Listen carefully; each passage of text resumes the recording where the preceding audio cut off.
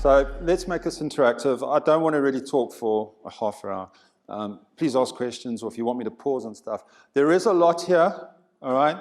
Hopefully I can touch on something that resonates to all of you, from construction to procurement to activation, storytelling, brand. There's a fair amount, right? So simply putting play to work, right? Just a bit of a story. I often get invited to go to weddings or funerals or wherever, and generally I'm surrounded by super successful corporate people. I mean, I'm talking about top dog, like guys who are in banking, they're in finance, they drive Aston Martins, right? And they're very like suave to like show off their Rolex and, you know, their tailored suit. And I mean, I come dressed like this, right? And then we go around the table, oh, what do you do, what do you do? And I'm like, well, I work for Lego. That's it, done deal. The rest of the day or the evening or the event or whatever, I spend talking about this amazing brand and the privilege I have for, you know, working for a company that delivers amazing experiences for kids and adults now, right? Just a little bit of gratitude to the brand, to the family, and obviously the organization that I work for. Simply, this is what my mom thinks I do. Right. She still thinks that I'm on the floor as a 6-year-old with a bucket of Lego on the floor, and I'm just playing around and creating and, you know, going wild with the imagination. My mates, they are convinced that I'm like some fancy Swedish or Danish, like, you know, set designer. No, I'm not that either. I am, in fact, a trained architect, come from Cape Town, South Africa. I've only been in the UK for about 6 years, and I work with a very skilled, highly creative, highly talented, multidisciplinary team that's global. So we'll do anything from flagship all the way through to what you'd see in your local super hyper, Tesco's, Walmart, Target. And then also theme parks fall under us as well. So Disney. No one from Disney here? Okay. And obviously Legoland, right? No, I say that with the utmost respect. They're an incredible bunch, but just a lot to deal with, right? Cool. So a bit of background. As I said, we are family owned. So they reside in the little town in Denmark. They're still there. They basically own the whole of Denmark, right? They started off as a wooden toy manufacturer before we got into brick. We're represented globally, 120 countries. We employ a lot of people. And the big one for us is to maintain our reputation as the #1 loved brand across the world, right? This is the thing that we hang our hat on. This is the thing that we take a lot of pride in, and we work incredibly hard as an organization to maintain, right? From a sort of performance perspective, in terms of the business, just to give you an indication of the size, Lego is a manufacturer, right? And for a large portion of history in the time that I've been in the company is to understand that, yes, we're a great manufacturer, but we really struggle as a retailer, right? And a lot of people are quite surprised by that, but we're getting better, more astute, more strategic, more purposeful from all sectors of the retail, you know, ecosystem, from real estate, choosing site selections, procurement, logistics, making sure that the units and the boxes that we choose are fit for purpose and that we can deliver these amazing retail experiences more strategically, right?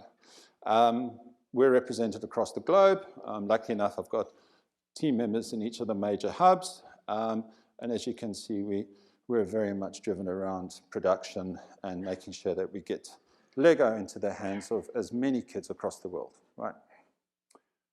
So where did we start? The 20-year-old itch. We had a retail identity that was really drawn out. It was dated.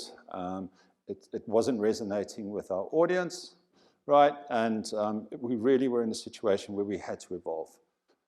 As an organization, as a brand as we are, we have the privilege of being sort of the industry lead, right? So we definitely needed to look outside a category to ensure that our relativity, you know, looking at what our audiences are looking for in terms of experience, product line, merchandising operations, we kind of had to see it end to end to realize that we needed to evolve. And that's where I stepped in. It's only small, but this little one is destined for amazing things. With just a few clicks, the learning begins. Inventions are born, problems are solved, and lifelong talents start taking shape. Yes, this little one is destined for amazing things. This little one will rebuild the world. Right, so this was our global positioning a couple of years back, rebuild the world, and as part of that, we need to rebuild our real estate as well, all right? So when we take the legacy format that's been in the, sort of out there in the world for the last 20 years, where do we go to? Where's the starting point? What is our departure point? So like all things, and you'd speak to anyone at Lego, they'll always tell you go back to the brick, all right? That is our success. That is where we're going to begin, and can we create something that is so distinctively Lego, so intuitively Lego in terms of how it behaves, how it performs, that really resonates not only with the brand, but the principles of the brand, and almost having some fun and play, like playfulness around with it, right? Right, so did you know 6 pieces of Lego can have over 900 million configurations? So if we take that as a principle, we take that as a mindset, we take that as an opportunity to launch, what kind of creations, adaptations, configurations can we create out of 6 bricks that could apply to retail and retail design and the creativity of creating a platform to launch experiences, to storytelling, product, merchandising, operations, right? Seeing the end-to-end, cross-functionality, cross-department. Because at the end of the day, that's what my team does. We don't own the stores. We don't own the fixtures. We can't be there to look after it and be the guardians of it 24/7. That's owned by a much wider organization. So our job as designers is to really come up with something that's got flexibility. We've heard a lot about that from previous speakers. And for us, this is a really big thing. Because who wants a store environment that's going to be the same when it opened 6 months down the line, right? We want to be able to launch. We want to be able to do theming, occasions, product, seasonality, right? And we want our stores to be the ongoing curators of content. So in terms of the actual formats, we wanted something that was scalable, that was flexible, something that was built from brick. We are Lego after all. We have the beautiful opportunity to develop a retail identity that is so recognizable. There's no mistaking what brick looks like and how it's perceived and how it's delivered, all right? We wanted that scalable factor. We want our fixtures to behave like Lego. We wanted color to be seen more as a strategic device in store rather than just a wash, right? We wanted to be practical in terms of materials. We wanted to create an envelope that really allowed the brand elements to shine through and be a lot more tactical and strategic around that usage, right? We wanted to create fixture sets that were generic, right? That can be used in any format, in any region, in any market, right? You know, Lego is quite astute in terms of cost. We're not the kind of retailer that's going to splurge and spend gazillions per square meter like Louis Vuitton or whoever. We're not a luxury brand. We are very guarded around practicality, safety, concerns around children well-being in store, but also there must be a longevity behind it as well.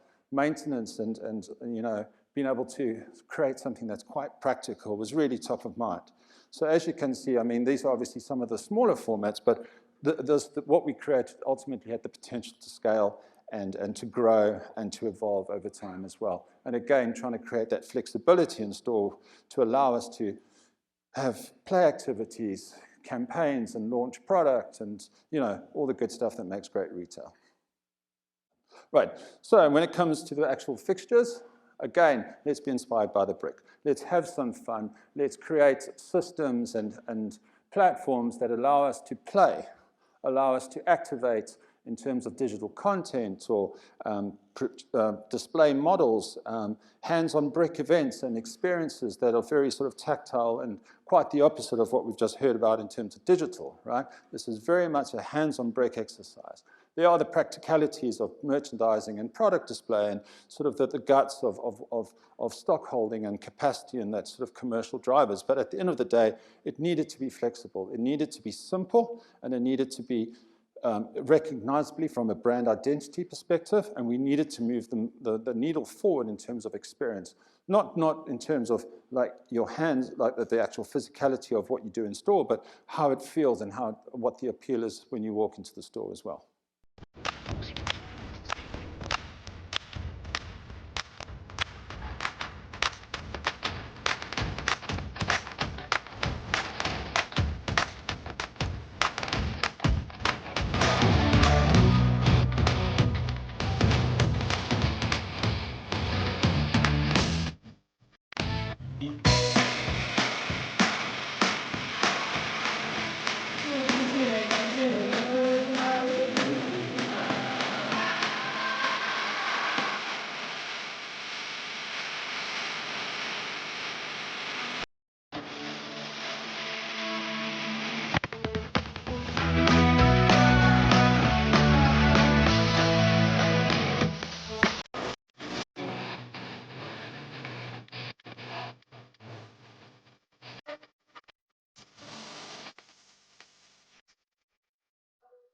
Right, so that's what it's like when it all comes together. So as I said, within my team, we have quite a diverse range of skill sets. So from architects, store designers, to actually more conceptual guys that do a lot of the product sculpting, what you see in terms of model content as well. Right, so it's definitely a combination of experiential and commercial understanding as well. So, you know, we will never go too far down the one side. We're not a theme park. We're not a creche. We're not somewhere where you just drop your kids off and see you later because we're going to the mall, right? There is definitely a sense of how do we tie experience and that tactility form of immersion and storytelling to product as well, right? We're very, very astute in terms of understanding product line, understanding product mix, and what also makes good retail in terms of layouts and adjacency and, you know, all of that good stuff, right? Now, in terms of how it all comes together, you know, we're very guarded around safety and how IPs are represented. So working on an ongoing basis with the likes of Disney or Warner Brothers or Sony, and making sure that, you know, it's sort of that collaborative brand representation and collaboration is a big part of what we do. Experience in stores includes, you know, demonstration, right? So build events and so forth, which also have a digital layer. So we're not naive to digital. I wouldn't say we're perfected it yet, not by a long shot. And I think we're only starting to really understand the power of how we integrate digitally in a seamless way in terms of not only from the omni perspective, but also more of the immersion and an experiential side. We're not, I wouldn't say, the best at curation, and we're getting better at it, but certainly our stores have a lot of IPs. 45% of the portfolio is new every year, so it's ongoing, it's changing up, and ranges shrink and grow, and new ones are added, particularly in the adult section, right? It sounds so weird, adult section, toy store. But anyway, we like to have a lot of fun with it. We definitely suffer from what I call the serial aisle syndrome, right? And a lot of the strategy around the perimeter and the perimeter usage is how to break that up, how to make it more visually appealing, self-navigation devices for better shopping. So we really look at human behavior and obviously the impact that has on the store experience itself. When it comes to localization, we've heard about that as well. We're big into this, man, particularly in some of our key cities. We really want to drive that local narrative. This is where the concept guys really step in and have a lot of fun. We work a lot with the brands, so anything, as you see, from Harry Potter to Ghostbusters, Marvel, etc. But we also like to drive a localized agenda in terms of theming and narratives and sort of passion points, right? What makes New York, New York? City of heroes. It's, you know, the possibilities are endless, whether we're doing sort of like a Victorian themed stairwell for Leicester Square. You know, we really do drive that storytelling, not only from a brick perspective, but also from a GC, manufacturing, sculpting. So the collaboration and cross-functional part of this part of a project can be really complex. And again, IPs and working with some of these brands and making sure that we've got sign-off is very much an ongoing collaborative discussion between studios. When it comes to our wonderful, this is really sort of the spice of the stores, and this is what kids really come in for. They're coming in for the photo opportunities. They're coming in to relate to our minifigures. They couldn't care about a fixture or a gondola or, product adjacency or the luxe level of a store. They've come in to engage and, run around and play with Lego and interact with these creations. And this is the privilege that my team has, is bringing these sort of experiences and expressions to life. Looking to dial up digital, so the Times Square stairwell in New York City, or a very localized theming for China as well. It's very much an experiential in-store destination kind of approach, right? We're very much into D&I, right, and representation for all, particularly in the girl sector, right? That is a growing market for us, and we make sure that as a brand, as a culture, as an organization, that this really comes to life in what we do. Right, to end off, something different, right? This is just a bit of a case study just to show you how we're starting to think outside of our traditional channels, get out of the malls, get out of the stores, and get into environments that we're not necessarily supposed to be, right? So for those who don't know, we've got a 2-year partnership with Formula One and the Formula One teams. Yay! And talk about politics, my word. And so we're having a lot of fun in actually delivering a conceptual entry into market, the collaborative sort of visual identity, and this piece of work is really just to show you how it all ties up from the announcements, from the master brand side, and then how we interpret that into kits and systems and elements to bring in store, but also create something that's a little bit more experiential outside of our store format and actually track-based as well. So this was the kickoff in Vegas last year. As you can see, the viewership, the interactivity online, the social media traffic is just next level. So how do we convert that into actual feet in store? It's all good to have these sort of numbers, but if we're not converting them into sales, it's just nice to have, right? So it really was a great way to kick off the partnership, particularly with the brands themselves, and really bring that Lego element of fun and humor and excitement and almost that sort of teaser element into the start of the relationship. So my team's responsibility is obviously to take that master brand, take a lot of that energy that's created within the agency, because we have our own internal agency, and create kits and systems to come into store. So think about from the simplest iteration, because that's our biggest challenge, to obviously our most sophisticated iteration for flagship, but what does that look like? What is that golden thread? What is that seamless integration? And this is very much a collaborative, cross-functional way of working. Internally at Lego, we will always have a discussion with everybody around the table because everyone's got an opinion, right? And no, it's all good. And you often, through that conversation and dialogue, understand from operations, from merchandising, from the production guys, really trying to problem solve and create systems that are fit for purpose, but something that we can then launch at scale because we are thinking global here. Okay, so model displays, backdrops, window dressings, activation experiences in some of our bigger stores. We really do think it through the line and more holistically, and really that end-to-end kind of treatment. So just some pictures of the actual campaign itself. So whether we're dressing windows, whether we're announcing newness in terms of model content, there is obviously a digital layer, a perimeter layer. We are thinking through the line. Okay. As I said, it's not the most creative work, but it's really just to highlight the cross-functionality piece of it and making sure that as a team and as an organization, we're all tying up. In terms of some of the bigger experiences, activations and activation storytelling spaces are our next big thing, particularly in our flagships, where we've got the territory to do this, where it becomes very hands-on. I mean, it drives engagement, dwell time in store. It's for all ages. So you can imagine dad with son and mom and granddad, they're all getting hands on break. They're building cars, they're racing and ramping. There is a digital activation level on top of it as well. And from an identity and a look and feel perspective, you can see the consistency and the trueness in what we do as well. So large, small, it covers it all. Right.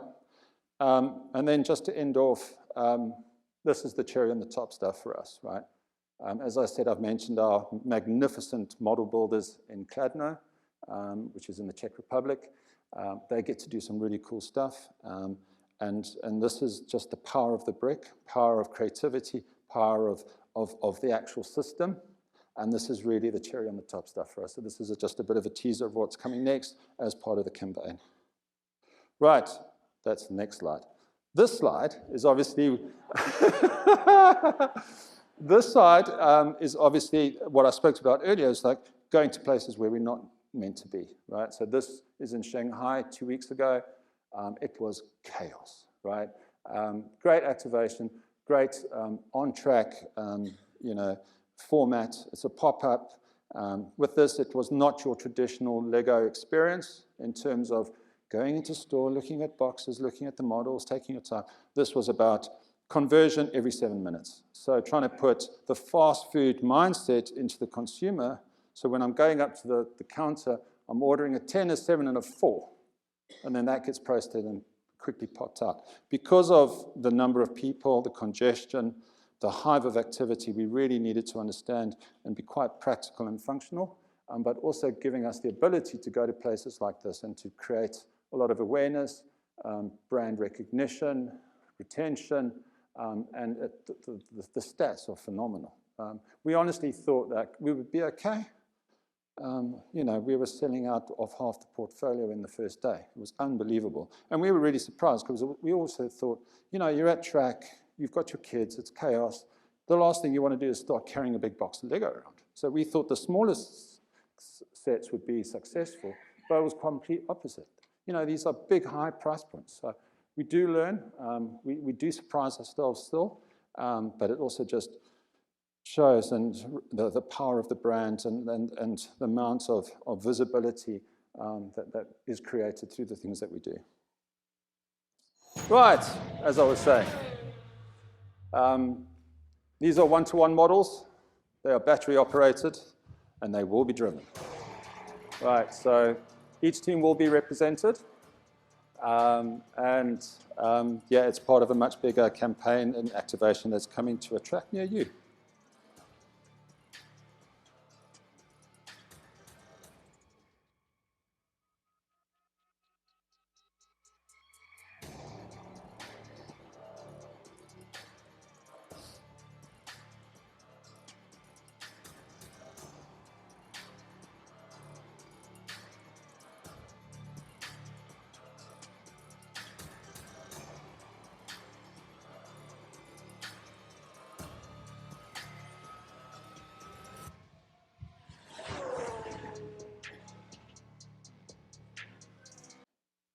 That's it. Thank you.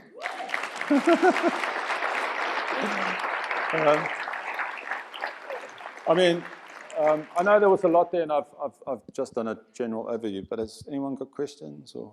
Yeah. Sarah's on the other side if anybody has got a question. There we go. And anybody on this side? So in working with the architectural design of a store, as adults, we make a lot of assumptions for what children want, what children will gravitate to, what we should put in there. We all generally know the size of children, so you can scale things to them. How do you, if you do, bring children into the design early stages to see how they interact with these spaces? What do they like? When you make something like that gorgeous tree, was it an instant yes? Or did you have to redesign it because they actually reacted differently? We're very risk averse, as I said, right? And we do a lot of work in the back end research piece. So a lot of testing, a lot of prototyping. We will prototype something to death, particularly around safety and kids, obviously. And being 6'9" and kids are down here, I get it wrong all the time, right? Luckily, I've got a team that's like, no, PJ, come on. No, but you're right. I mean, we are very much focused on children's needs. And they've got a totally different perspective.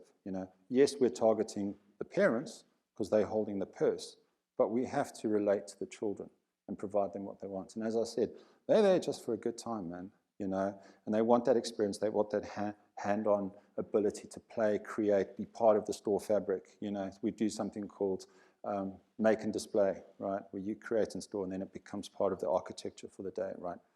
So it is very tactical in what we do, and the approach is different, right? So we are unique in that sense, but we don't always get it right. Yeah. Thank you so much, All right, PJ. cool.